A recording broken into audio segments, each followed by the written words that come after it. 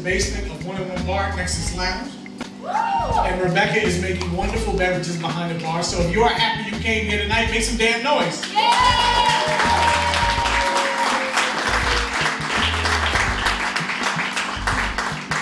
Make more noise than that. Once again, my name is Gemineye. This is another episode of The Inspired Word. Thank you for being here and joining us tonight. We have a couple people we'd like to introduce before we get started with our show. Once again, our videographer, the lovely, wonderful Amanda, is here filming me with a phone. That thing is awesome. I don't know what contraption she's got hooked up to that phone, but that really is a phone. She's taking HD video. Quick information about our videographers. Those of you that are on our open mic, when you get up here and you don't wish to be videoed and be part of our video montage of our open mic tonight, just give us a little high sign when you get up here. We won't actually record you or put you on the internet if you're hiding from someone or in the witness protection program or anything along those lines, or if you forgot to register your address because you're a sex offender, anything along those lines, just, it's all good. Just tell us that you don't want to be videoed and we won't do that. Our photographer tonight, as always, is Jay Franco. You are free to take your own photography tonight with your own cameras. Just make sure that you don't stand up and block Jay's shot or walk in front of our videographer. She takes wonderful video footage tonight. Also, quick plug about cell phones. If you have cell phones, make sure you put them in the vibrate position or off. Right, please make sure you also don't have a 90-minute text message conversation during the duration of our show. However, we do want you to go on Twitter and Facebook while you're here and tell the world how effed up they are for not being here with us. Yeah! If anybody's phone goes off,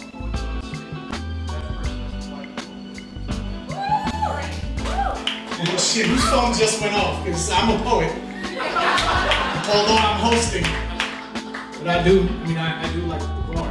Also in the room from the Inspired Word family is our godfather of cool and our host of our Tuesday night New York City open mic joint right here in this location, none other than the legendary Nathan P. Our hostess who has greeted you tonight and welcomes you to our space is the lovely Miss Amani Cooper. Our assistant director who welcomed you with the warmest smile ever as you came down the stairs, Mr. Marvin Medlinger. And our producer, the remarkably talented, awesomely handsome, those are his words, not mine, journalist Michael Geffner.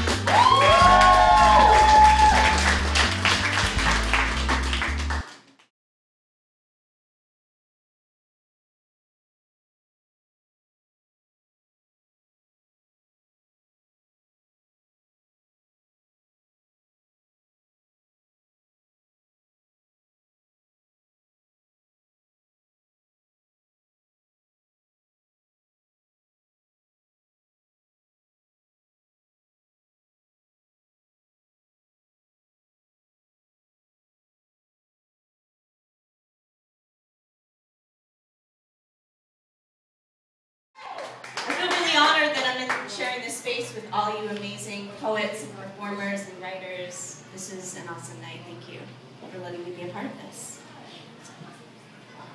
Here we go. Wait.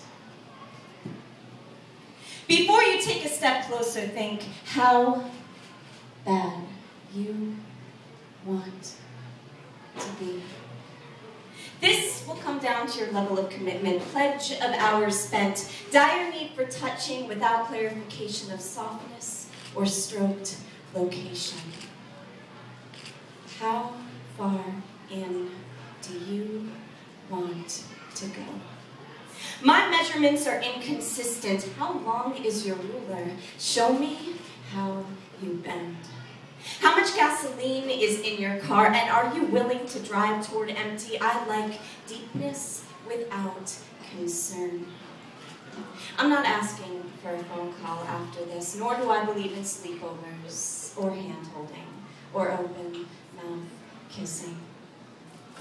And I whisper in your ear, my cock is bigger than your cock, ambidextrous with table manners. It is not afraid of the dark, nor does it fear interest rates or the current economic crisis. It comes with its own source of chemical energy, twists like a yoga instructor. And I threaten, my cock can beat up your cock. It has run marathons inside cavernous trails, shipping and handling included. Should I leave my light on? I can show you where my outlet is. I lie about my weight, age, numerical partners, mole count, thread count, bank account.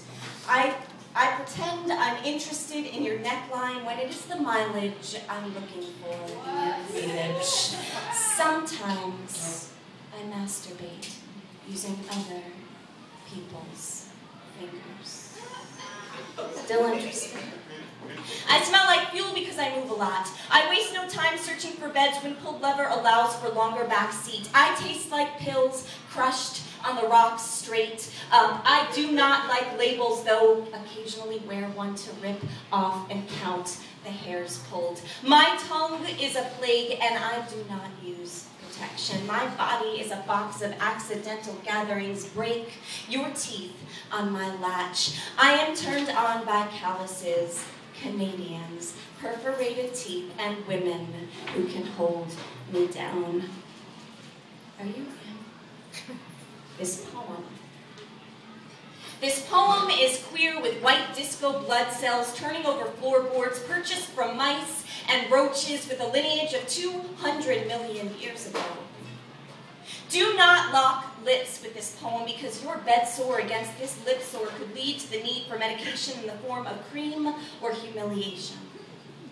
This poem has been diagnosed with HPV, gonorrhea, syphilis, ADD, chlamydia, candidiasis, scabies, herpes, cataracts, genital warts, PTSD, bacterial vaginosis.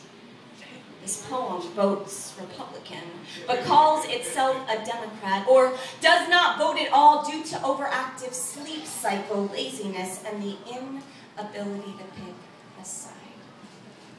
This poem needs to hire an accountant to keep track of its sexual partners. This poem steals prescriptions from medicine cabinets and bedside tables. This poem is into coarse language, orgies, erections, blowjobs, humiliation, and the word no. This poem places pills in pockets for later when it is hungry and too tired to steam up broccoli or cocaine. This poem hates white people and yuppies and those with 401ks and retirement plans and women with quick metabolisms and personal trainers and anyone who contributes to overpopulation.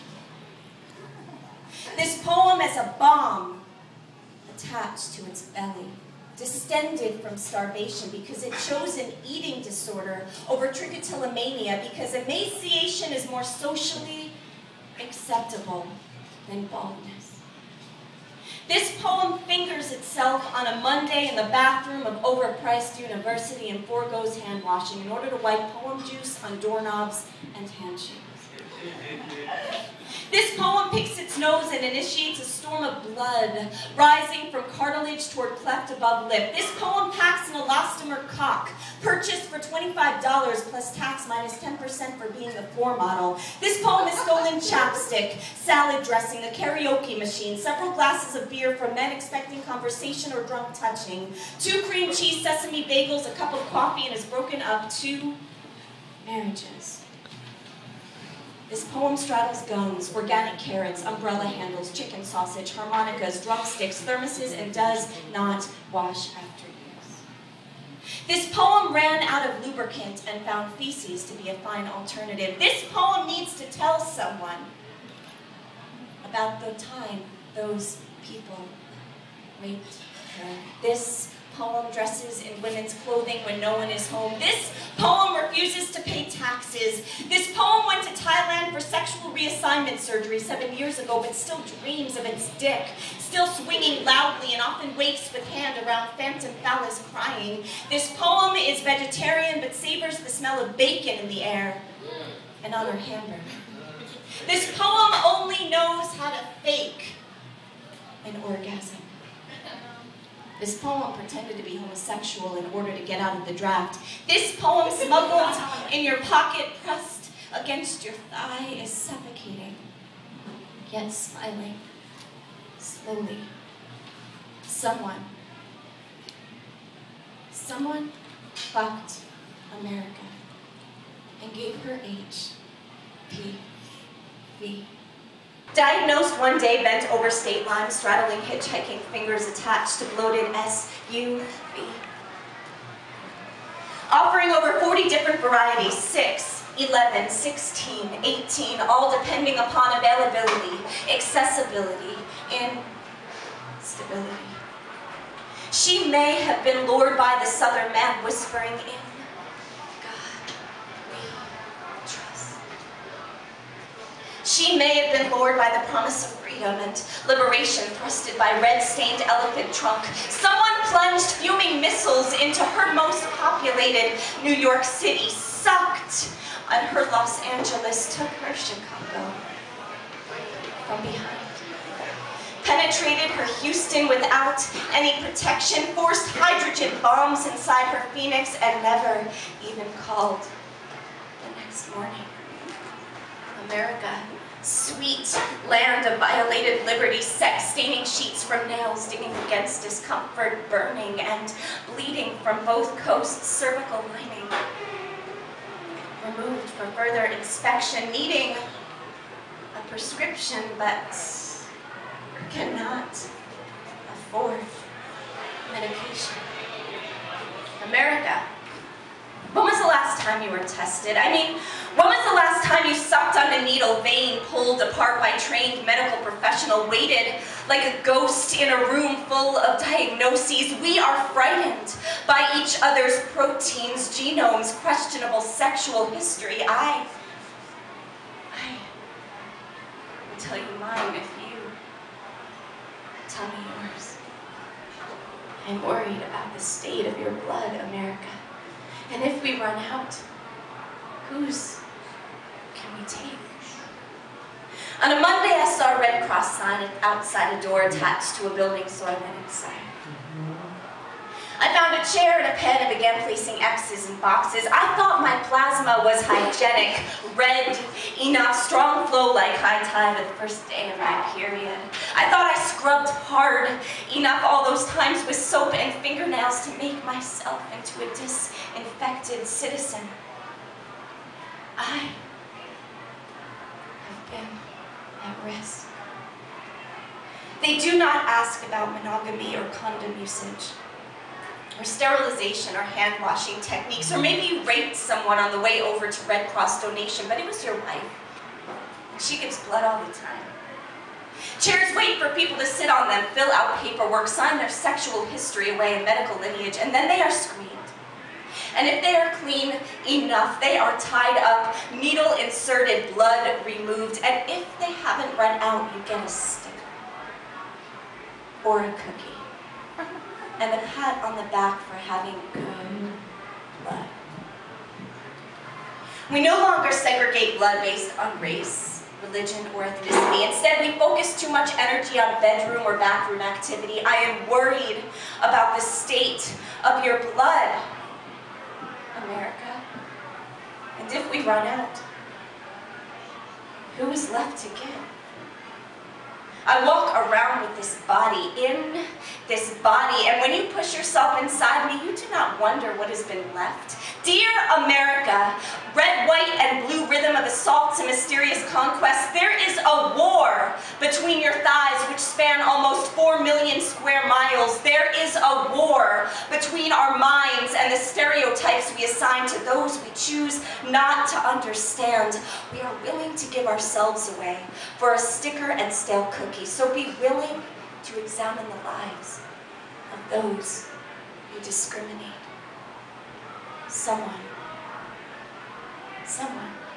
fucked America and revised her DNA, extended her texture to feel more like polluted plaster, mailed her a pamphlet full of perpetual warning signs, climbed inside her cave,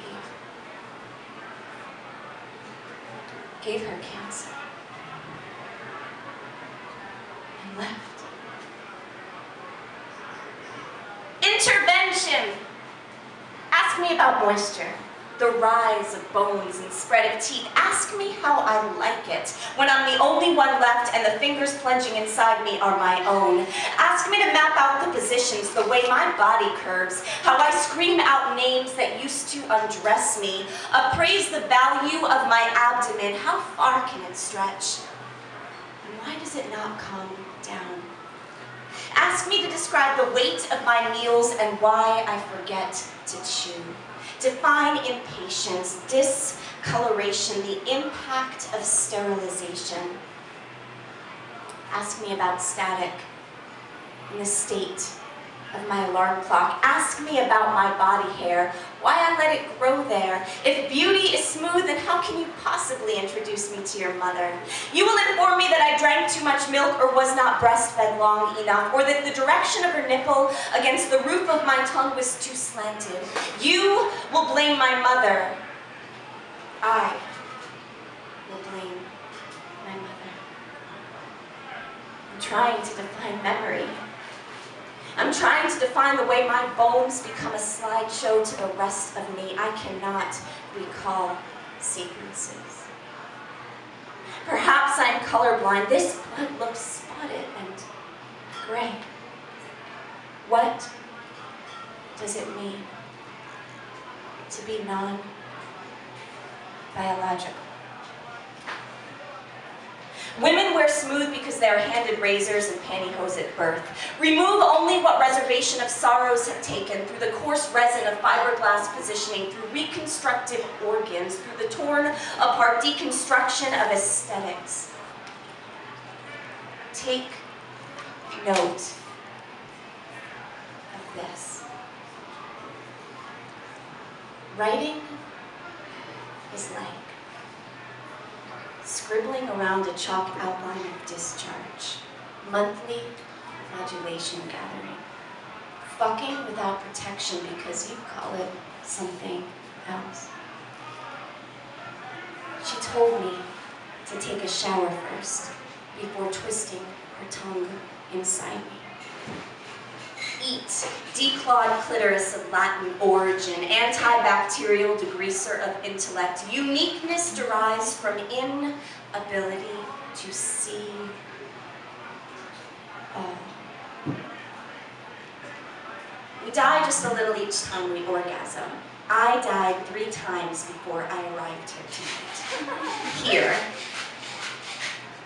I know my hair is long, but sometimes I am a boy. Here. When I talk about my dick, I need you to believe that I have one sometimes. Here.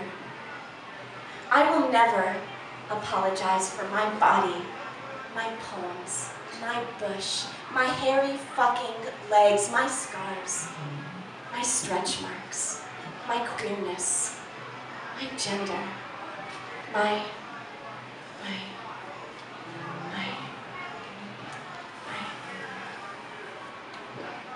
Now you have touched the woman. Shake head from body. Try not to talk for too long because they stop listening after the 3rd sentence or first poem. Outside, a cigarette is placed between lips of former addict, and then a song plays. And eyes attempt a parade of tears until the loss of moisture becomes realized. Doesn't it just move right through you? A night grows thick and love looks best on scratch paper. Moon, if only I were not so afraid of heights. I would climb up there and push neon strip between thighs. This is unsafe.